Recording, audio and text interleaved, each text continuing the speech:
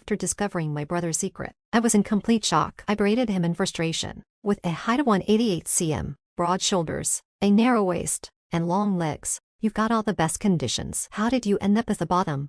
Usually aloof and dignified, he smiled like a sly fox. Seeing isn't always believing. Maybe you should take another look.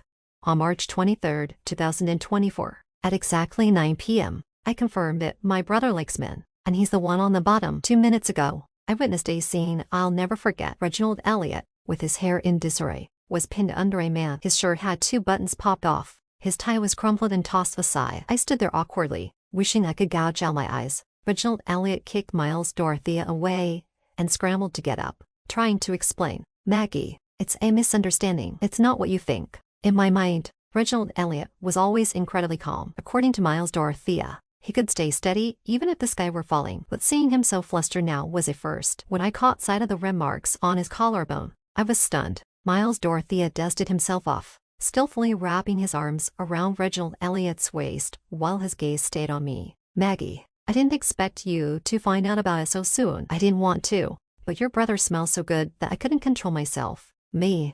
Is that something you can actually say?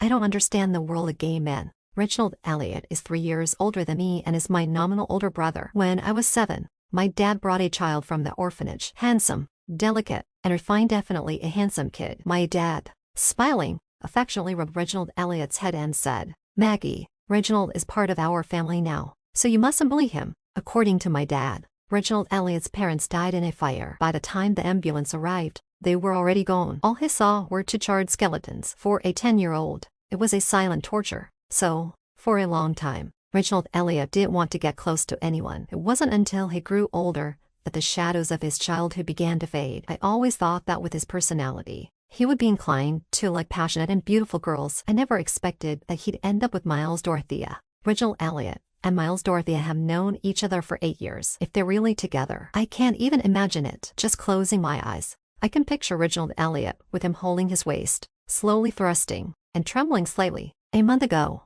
my dad specifically advised Reginald Elliott to focus not just on work, but also on finding a life partner. Now, with that concern laid to rest, I quickly left after dropping off the car keys. My dad was on a business trip in Europe. Before leaving, he had me pick out a new car as a birthday gift for Reginald's 23rd birthday. Who knew I'd stumble upon this explosive scene? As soon as I entered the elevator, Miles Dorothea's pig-like screams echoed through the building. I shook my head. They were really going all out. The elevator dinged open, and Reginald Elliott appeared in a perfectly tailored suit. He looked the exact opposite of his earlier disheveled state. After a moment of consideration, I felt I needed to voice my frustration. I glared at him and scolded. With a height of 188 cm, broad shoulders, a narrow waist, and long legs, what a great setup. And yet you ended up being the bottom.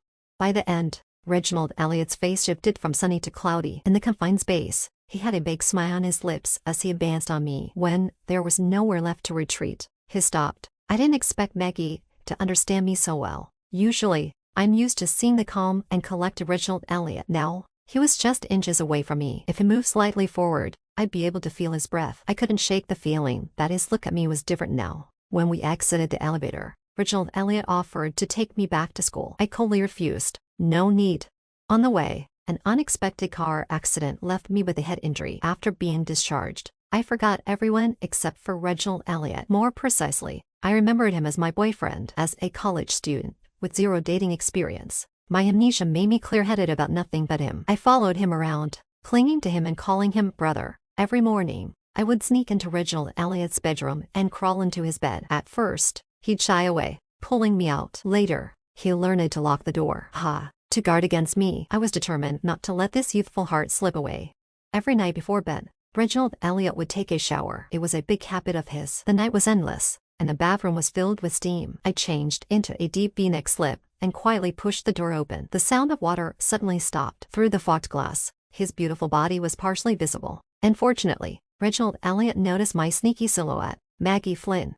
Caught red-handed during my first attempt at spying, I was devastated. I pretended to be dead, murmuring "Anaha." When I turned, Reginald Elliott had already quickly put on a bathrobe. Maggie Flynn, you have a leg injury. How did you get in here? What if you slipped?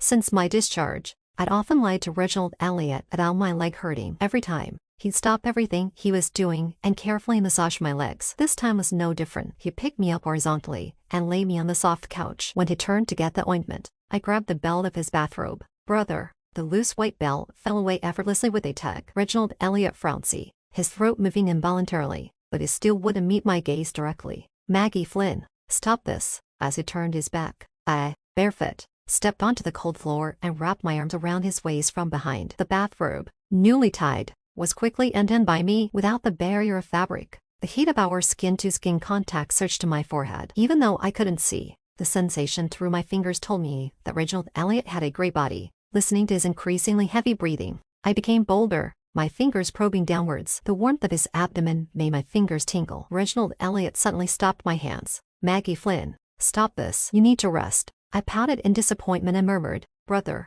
don't you like me anymore? I'm your girlfriend. Can't I even look? Reginald Elliot was silent, but his rapid heartbeat betrayed his unease. I stood on tiptoe and bit his neck slightly. Brother, don't you like me like this?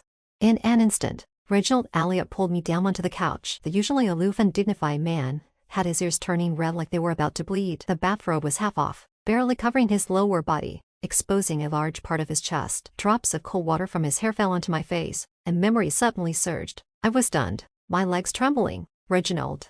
Along with the memories came a late-blooming sense of shame. I, Maggie Flynn, the daughter of the Flynn group, had boldly removed my brother's bathrobe. Although there was no blood relation, I still felt like a hooligan. Our eyes met, leaving only awkwardness. After a moment, Reginald Elliot spoke first. Maggie, you were shaking quite a bit earlier. Me? You were breathing even harder. As soon as the words left my mouth, I realized I misunderstood him. He was referring to the shaking of my hands when I pretended to casually pull the bathrobe back up from his waist. Turns out, hitting my head had affected my intelligence. Remembering those sweet brother calls, I shuddered. From the day my dad adopted Reginald Elliot, I had never called him brother. A car accident had somehow triggered this hit inside me. During my amnesia, I had been all over Reginald Elliot, even sleeping clinging to him. Gritting my teeth, I gave him a fierce warning. Don't you dare tell Dad about this embarrassing stuff. The man before me was casually lounging, supporting his chin with one hand. Drops of water from his hair rolled down his chin and into his bathrobe. Brother hasn't had a relationship yet, and you've seen him all exposed. Reginald Elliot ruffled my hair, still smiling. Maggie Flynn, you need to be responsible for me. Damn it, I scoffed, forcing a smile. If you're not gay, I'll find you a well-endowed man. The room fell into silence. Reginald Elliot stared at me intently, like he was eyeing his prey. I felt uncomfortable under his gaze and tried to run, but Reginald Elliot was faster. His long arms encircled my waist, and his cool, deep voice came from above. Maggie, stop talking about finding me a man. I only want you for the rest of my life. I suspected Reginald Elliot had been possessed. Before the accident, he was a cold workaholic, aloof and abstinent, but now, he seemed more like a peacock in full display. A person who hadn't updated his Twitter in years, had posted 3 sets of abs photos in a week, all visible only to me. Influenced by him, I had been having spring dreams for 3 consecutive days, different times, scenes, and positions. The only constant was Reginald Elliot. To change this awkward situation, I decided to watch a few episodes of crime shows. At midnight, amid horrifying music, I fell asleep in a half-dream, half-awake state. I seemed to be lying in a pool. I couldn't move my body. Behind me was the cold, hard pool wall, and in front of me was a naked body. When I opened my eyes, I realized I was also completely naked. Moments later, he leaned his head on my shoulder, breathing heavily. Maggie, it really likes you. The sky was clear, the water sparkling, and lay back with my hands casually resting behind me. The scene shifted, seeming to return to the bedroom. Reginald Elliot's deep, sensual voice whispered, Maggie, raise your legs a bit. A jolt of thunder pulled me out of the dreamy haze. Opening my eyes, I met Reginald Elliot's amused gaze. For the past few days, I'd been intentionally avoiding him. I didn't expect to run into such an awkward situation upon meeting. The computer screen was a blinding white, cutting through the darkness. The rain pounded on the windows, which were rattling. The next second, a bloody face appeared on the window. I jumped, closing the computer with lingering fear. Reginald Elliot lowered his head and gave a slight smile as he handed me a glass of warm water. Still into this at your age? His clear and gentle voice immediately reached my ears. I looked down and saw his fingers, slender and well-defined, holding the glass. Just moments ago, those same fingers had been resting on my waist, teasing me freely. I nervously looked away, my cheeks flashing red, which caught Reginald Elliot's attention. Without hesitation, he placed his hand on my forehead, his face showing concern. Maggie, you're very red. Are you running a fever? I, reminded of those embarrassing dreams, blurted out, "Isn't it because of you?" Reginald Elliot was momentarily stunned, then his lips curled into a sly smile. "So, Maggie had a dream about me." Caught off guard, I quickly denied it. "No way. Stop being so self-centered." Reginald Elliot nodded, suddenly moving closer to me. He looked like he had been up all night, with faint dark circles under his eyes, giving him a worn-out but oddly attractive look. My face flushed again as I thought about it. I quietly opened the unsolved murder case on my computer. After a while, I noticed Reginald Elliot's steady breathing. He was asleep, leaning against the sofa, his eyes closed. I quickly switched the screen on my computer and typed a question in the search box. What to do if you accidentally see a man naked?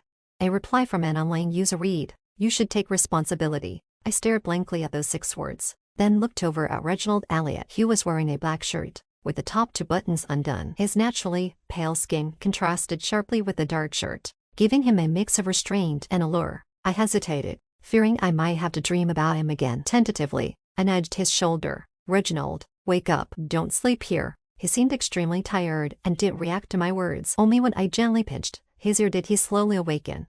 Reginald Elliot groggily opened his eyes a crack, still not fully alert. After a moment, he leaned in and kissed me. The faint scent of snow would fill my mouth, and all my chaotic thoughts stopped. Perhaps it was the suddenness, but I even forgot to push him away. Reginald Elliot took full advantage. If the first kiss had been tender and lingering, this one was like a storm, intense and unrestrained. If things progressed further, it might really lead to trouble. In my desperation, I bit Reginald Elliot. The smell of blood spread out. He pulled back, looking disoriented and embarrassed. "Maggie." The man, who usually handled business with ease, now stumbled over his words, unable to complete a sentence. His face showed a mix of guilt and frustration. Seeing the blood on his lips, I frowned. I had bitten him quite hard. Reginald Elliot pressed his lips together, unable to look at me. He muttered, "Maggie, I'm sorry." My thoughts drifted back to when we first moved in together. Reginald Elliot had been just as cautious and apologetic back then. He rarely spoke but would constantly apologize. When he accidentally broke a fruit bowl, he turned pale and kept saying sorry, even though it wasn't valuable.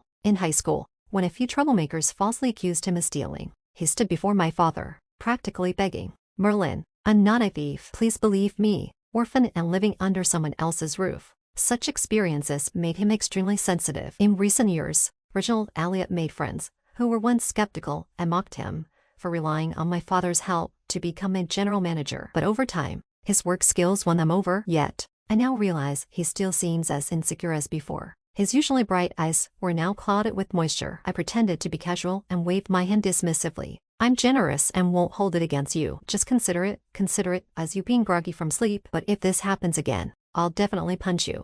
Reginald Elliot's gloom faded as he forced a smile. "All right, you have the final say." I sighed in relief and prepared to go back to my room to sleep. It was already 2 a.m., and if I stayed up longer, I'd end up with panda eyes like Reginald Elliot. As I reached the last stair, he suddenly called out to me, "Maggie, can you not avoid me?" My heart felt a pang of pain. Reginald Elliot looked at my back, his voice pleading, "Please, don't avoid me." That night, I didn't have any more of those absurd dreams. Instead, my thoughts kept drifting back to the past. In my freshman year, Reginald Elliot had already been accepted to the prestigious MIT as an outstanding graduate. He was invited back to give a speech to us new students. On that day, someone gave me a love letter and even confessed in the school's broadcasting room, causing quite a stir among classmates. How romantic. "Say yes to him," they cheered. In the midst of the excitement, I felt only irritation. Someone pushed me, causing me to fall into a male classmate's arms. Reginald Elliot arrived just then and saw this. Under the blazing sun, he pushed through the crowd, approaching me. The boy who had been boasting now lay on the ground, knocked down by Reginald Elliot's punch. Reginald Elliot glared at him, his arm tense with veins bulging. "Who do you think you are, to dare touch her?" The surrounding students fell silent, and he led me away. Someone whispered, "What's he so proud of? He's just an orphan." Thinking he's some big shot, Reginald Elliot's body stiffened. I gently called his name and held his cool hand. That day, he remained silent, his face grim. When I brought a bouquet of sunflowers, he finally looked up, tears in his eyes. "Maggie, I can hardly remember what my parents look like anymore." He laughed bitterly. "Do you think I'm a failure? Maybe my life was always meant to be unnecessary." I shook my head firmly. "At least, every day since meeting you, I've been happy and grateful. That accident wasn't your fault. I'm not one to offer comfort often, but that night, we talked all night." Later, as I watched his tear-streaked eyes, I kissed him impulsively. "Reginald, you're not a failure. You're the only person I want to keep." Morning came, and half the pillow was soaked. I looked at my swollen eyes in the mirror and applied a light makeup to hide my exhaustion. Reginald Elliott had gone to work early. Remembering the bite mark left on his lips yesterday, I felt a pang of guilt. I bought some ointment and decided to deliver it personally. Unfortunately, things didn't go as planned. I waited for a long time in his office, but didn't see him. I idly scrolled through my phone and noticed a photo frame. At first glance, it seemed to be a group photo of Reginald Elliott and his colleagues, nothing special. But when I opened it, I found a photo of myself inside, with a date written on the back, December 31st, 2018. Thinking back, it didn't seem significant, just a New Year's Eve. Nothing out of the ordinary. I put the frame back and, as I was crouching down, the door opened. Reginald Elliott's voice reached my ears. "Hey." On the other end, Miles Dorothea was shouting loudly. "Reginald, why are you so useless? You've been in love with her for 6 or 7 years and are still single. I've never seen anyone as pathetic as you. It's a waste of that face." Reginald Elliott sighed, pressing his forehead, his voice carrying a rare hint of helplessness. "I'm afraid if I pursue her too aggressively, she'll hate me. Recently, she's been avoiding me." My heart skipped a beat. Miles Dorothea continued, "Since you don't have any blood ties, just go for it. Maggie is beautiful and kind. If you charm her, maybe she'll accept you, you awkward and creepy brother of hers." I was squatting on the floor, my legs starting to go numb. The sudden ringtone of my phone forced me to stand up and face Reginald Elliott. He looked at me with surprise, confusion, and a hint of embarrassment. I weakly explained, "I didn't mean to eavesdrop. I just needed to find you." Miles Dorothea, with excellent hearing, caught my voice. "Reginald, who's the girl you're talking to? I heard you're only interested in Maggie, right? Be generous and introduce her to me." Reginald Elliott, expressionless, told him, "Go away." Before Miles Dorothea could explode in a fit of rage, Reginald Elliott quickly hung up. We stared at each other in silence. Finally, Reginald Elliott looked away first, focusing on the medicine box on the desk. "Did you bring this for me?" he asked. My attention was on the lower part of his face. The wound, after a night, was no longer so shocking, but left a mark that sparked imagination. Today, when I arrived at the office, several female employees were excitedly discussing, "Reginald is definitely in a relationship. During the meeting earlier, I noticed it. That scar is clearly from a bite. I wonder what kind of girl Reginald is dating. She must be something else." I felt extremely embarrassed hearing their discussion. Yet, Reginald Elliott seemed completely oblivious. He didn't try to hide the mark, putting it on display for everyone to speculate about. I glared at him and pointed to the nearby chair. "Sit down." He complied without protest, obediently looking up as I took care of him. Outside, the sunlight was warm and gentle, casting a glow on his tousled, soft hair. In internet terms, he had a puppy dog vibe, with an aura of sweet, milky scent. I struggled to hold back my laughter as I dabbed at his lip with a cotton swab. Throughout, Reginald Elliott watched me intently, as if willing me to burn a hole through him with my gaze. Before leaving, I meticulously reminded him, "Remember, take this medicine 3 times a day." He responded with a shy, lovesick look. "Next time, will you help me again?" Seeing the hopeful look in his eyes, I crushed his fantasy without hesitation. "In your dreams, this time there was a special favor. There won't be a next time." Reginald Elliott, with a hint of regret but a pleased smile, nodded. He instinctively reached out as if to touch the top of my head, but I anticipated his move, smoothly turning away and making a face at him. "Miles said you're a creep, so I should stay away from you." Reginald Elliott seemed in great spirits, his earlier gloom entirely lifted. "As long as you're willing to talk to me, I'm fine with anything." Since the accident, I have been lounging at home, having missed nearly 2 months of school. My teacher, growing impatient, urged me, "Come back to class as soon as you're healed, or you won't get any credits for all these absences." The day after receiving the message, I trudged over to MIT with a sense of resignation. Back in the day, Reginald Elliott had entered MIT as the top student and, combined with his troublemaker looks, had made quite a name for himself. Even after graduation, tales of him lingered in the school. I didn't expect to run into him again so soon. On stage, he stood tall and elegant, addressing the audience. "It's an honor to return to my alma mater. I'm especially grateful to all the students here who sacrificed their time to listen to this 2-hour lecture." Under the spotlight, Reginald Elliott spoke eloquently, his every gesture exuding grace and sophistication. As he was leaving, a crowd of adoring fans surrounded him, with one girl asking, "Senior, you're amazing. Will you accept my flowers?" Reginald Elliott politely declined, "Thank you, but unfortunately, I'm allergic to flowers." Quite the straightforward liar. The girl hesitated but then asked, "Senior, do you have someone you like?" He turned his head, his gaze effortlessly finding me among the crowd. "Yes, but she doesn't quite like me." The crowd gasped in surprise. No way. Even Senior can't get someone. Reginald Elliot shrugged and leaped down the steps, heading straight towards me. My roommate Phoebe Bloom gasped, pushing me. Oh my gosh, he's so handsome. There are actually men this good looking.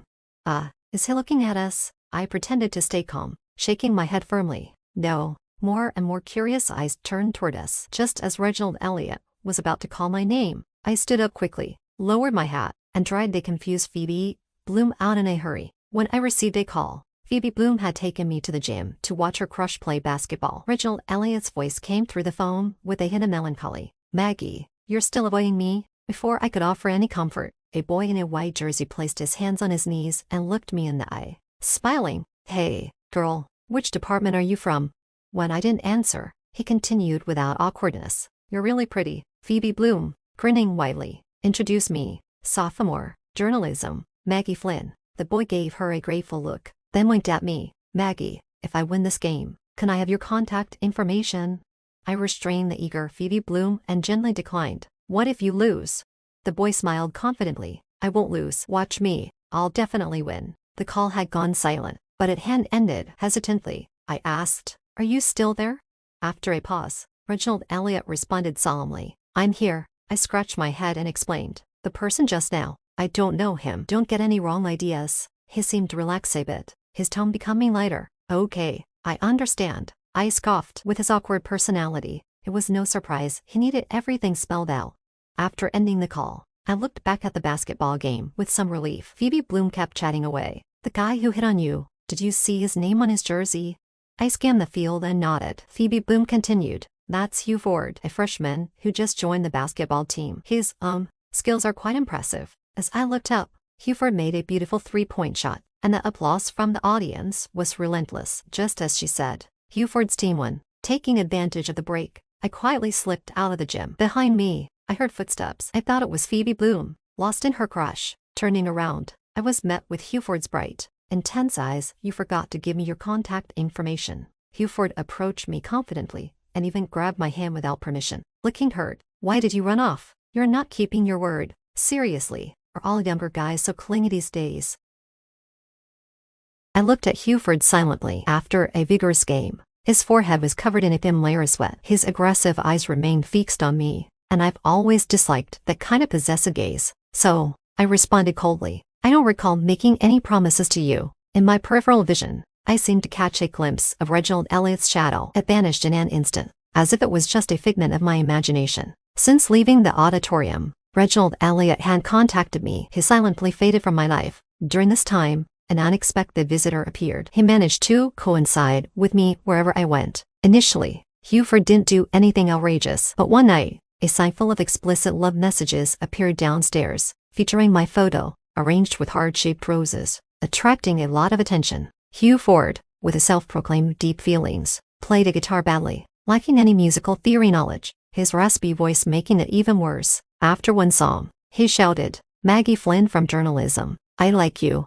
The scene was chaotic, with people surrounding the area. As the person involved, I had no choice but to show up. At the very least, the farce needed to end. I had never felt so uneasy in my 20 years of life. When Hugh Ford saw me, he rushed over and hugged me. I missed you so much. It hurts everywhere. Laughter echoed through the crowd. I gripped my wrist tightly to stay rational and said, go back and clean this up. We'll handle this privately. He stubbornly shook his head. Don't say that. You know I can't handle your rejection. In front of everyone, Hugh Ford firmly held my hand, placing it on his chest. Feel it. It's beating for you. My patience was running thin. The last straw was when Hugh Ford, catching me off guard, touched my waist. The remaining thread of my patience snapped cleanly. After a moment of shock, I delivered a resounding slap to him. The absurd confession farce came to an end. I became a well-known figure at MIT. A week later, I began receiving anonymous packages, cockroaches, snake skins, dead mice, each package different from the last. At first, I didn't pay much attention,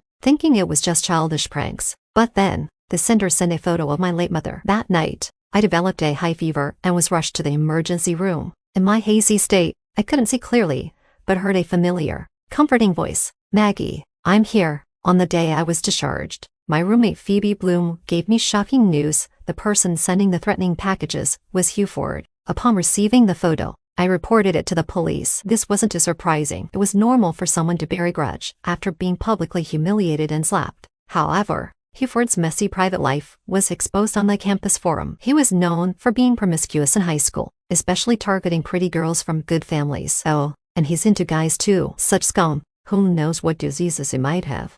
Phoebe Boone shook her head in disgust. You can't judge a person by their appearance.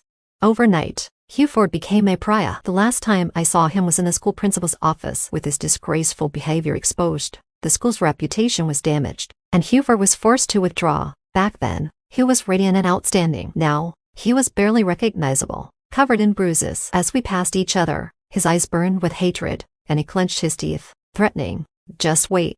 Time flew by. 2 months passed in a flash. My life remained calm and unchanged. Huford's threats slowly faded from memory, but little did I know, rats in the gutter are experts at lurking and waiting. The day my dad's plane landed, he specifically asked Reginald Elliott to pick me up from school. His exact words were, "After being away on a business trip for so long, it's time for a family reunion dinner." It was during this time that the unexpected happened. The moment Reginald Elliott opened the car door for me, Huford burst out with a knife. He must have been watching for a long time to choose this perfect moment. By the time I saw his menacing face, it was too late. Reginald Elliott was stabbed in the back. The sound of tearing clothes and the gush of blood fell simultaneously. Huford laughed maniacally. "You were so bold when you hired someone to beat me up. Come on. Ha ha ha." Losing too much blood, Reginald Elliott collapsed on one knee. But when I saw Huford's knife turning toward me, he desperately shielded me from harm. Even in his final moments of consciousness, he weakly mouthed, "Run." The ambulance arrived quickly. Reginald Elliott,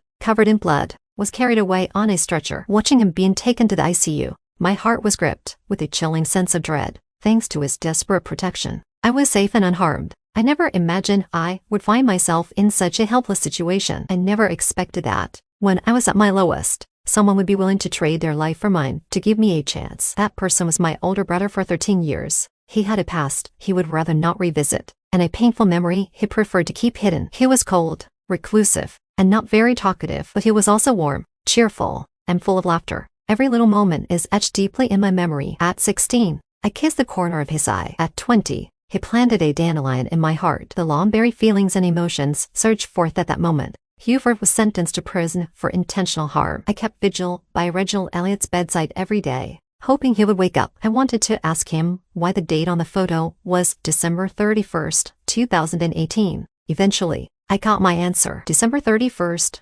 2024. Through the long night and endless fireworks, I lay on Reginald Elliott's shoulder and asked him, "What do you want for the new year?" He chuckled softly and pinched my earlobe. His warm breath made me shiver. "I suppose it's time to start dating." I seriously cupped his face and gave him a gentle kiss. "Congratulations on your successful wish, my boyfriend." I was pulled from the rubble by firefighters. That year, I was 10 years old. At an age full of carefree spirit, I became an orphan. Having lost both my parents, I was kicked around and finally thrown into an orphanage. Just days before, I had called them uncle and aunt. In the unfamiliar environment, whenever I closed my eyes, I saw the bodies covered by white sheets, which couldn't even be called corpses. My parents had died in a fire, and I, both a survivor and an abandoned shell. I didn't like talking to people. I spent my days huddled in a cold corner, fantasizing about death taking me away. Because I was so reclusive, no one paid me any attention. The director often hoped for a kind soul to adopt me. Unfortunately, apart from the kind Merlin, no one else even bothered to ask my name. Merlin took me home. He said he had a daughter named Maggie Flynn. From now on, I would be Maggie's brother. Living in someone else's home wasn't as bad as I had imagined. When I accidentally knocked over a fruit bowl, I nervously apologized over and over again. Merlin didn't scold me. He just looked at me with eyes full of pity. I hadn't seen such a look since my parents had passed away. An inexplicable warmth surged in my heart. Merlin ran a large company. Often, he was busy with work. In the large villa, only my sister and I were left. When I first met my sister, I was worried she might misunderstand and think I had taken away the fatherly love that was rightfully hers. Merlin had told me that 2 months ago, their mother had passed away. Like me, she had lost her mother forever. This kind of pain was like a poison that had seeped into the bones, occasionally flaring up but always remaining in the body. It couldn't be expelled or resolved. It could only be eased by clinging to the little bits of happiness in my memory. My sister often wiped away tears in secret. Later, I started drawing her symbols from comics, symbols for happiness, safety, and not crying. Although my writing was ugly, it finally made her less sad. I once thought I would always be a good older brother. Merlin had saved my life, and I should take good care of my sister in return. But somehow, I had other feelings inside. On New Year's Eve when I was 17, it was snowing heavily outside. My sister drew a cute dot on my face. This was a game we used to play, rolling dice to see who won. The winner could draw on the loser's face and hands. The light brush strokes and rhythmic breathing made my heart flutter. I vaguely felt that I might become someone who had inappropriate feelings for my sister in the future. Over more than 10 years of close companionship, my obsession grew deeper. Maggie's likes and dislikes were ingrained in me through daily exposure. I played the role of the caring older brother, while secretly yearning for a deeper bond with her. Every time I thought about it, I was relieved that Maggie never called me brother. In my freshman year of college, Maggie kissed me for the first time, even though it was just the corner of my eye, and she might have done it out of sympathy. I was overjoyed. Seeing her close to others made me secretly jealous. I wanted to shed this identity and confess my feelings to her right away. The repeated joy and disappointment intertwined. Everything about Maggie affected me deeply. At the moment, I protected her from harm. I had a brief moment of fear what if I had died then. Fortunately, when I woke up, she was still by my side. Fireworks in the night sky. No brilliance could compare to her knowing smile. This story has concluded. Feel free to subscribe to our channel for the latest content, with a large number of novels updated daily.